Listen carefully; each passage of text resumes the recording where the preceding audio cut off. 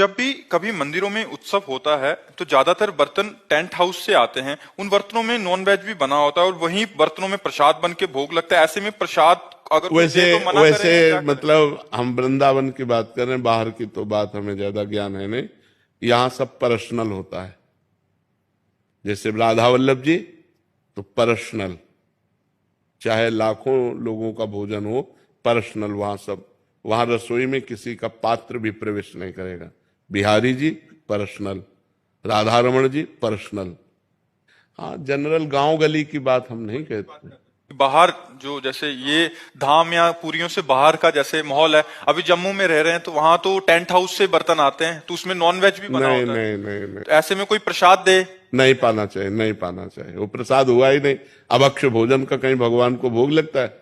नहीं। ऐसे अपवित्र पात्रों में बना हुआ भोजन अभक्ष्य होता है। और अभक्ष्य भोजन राक्षसी बुद्धि पैदा करता है, आसुरी बुद्धि पैदा करता है। इसीलिए नहीं, ये बिल्कुल नहीं। कि जिन बर्तनों में प्याज लहसुन बना होता है पहले और बाद में हमने उसको छोड़ दिया तो वो पात्र भी नहीं, प्याज लहसुन इतना निषेध नहीं है कि जिन पात्रों में प्याज लहसुन बना उन पात्रों का मार्जन करके यदि आपको भोजन बना के दिया जाए, उतना निषेध नहीं। मांस वाले में निषेध है। प्याज लहसुन कोई बुरी चीज नहीं है। आप हमारी बात समझो। जैसे आलू पैदा होता है वैसे प्याज लहसुन पैदा होता है। उसका परिणाम जो है, प्याज लहसुन परिणाम में हमारे अंदर तमोगुण पैदा करता है, बस इतनी बात है। और प्याज लहसुन ऐसा नहीं कि मांस जैसा निषेध हो। मांस में दूसरे के शरीर का छेदन भेदन होकर के वो मांस बनता है।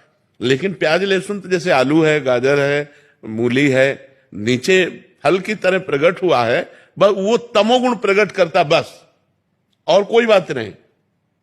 ऐसा नहीं कि पाप लगेगा, ऐसा नहीं।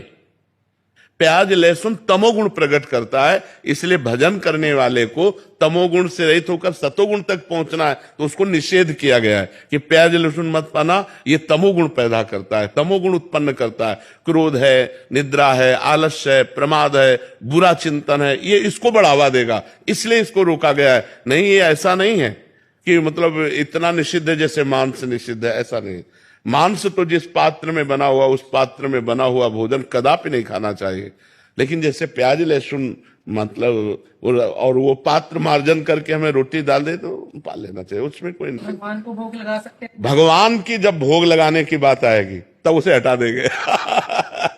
हम ये जनरल बोल रहे हैं, जैसे जनरल में लोग है ना, जनरल बोल। लेकिन जब भगवान की सेवा की बात आएगी तो हम उन पात्रों का प्रयोग ही क्यों करेंगे?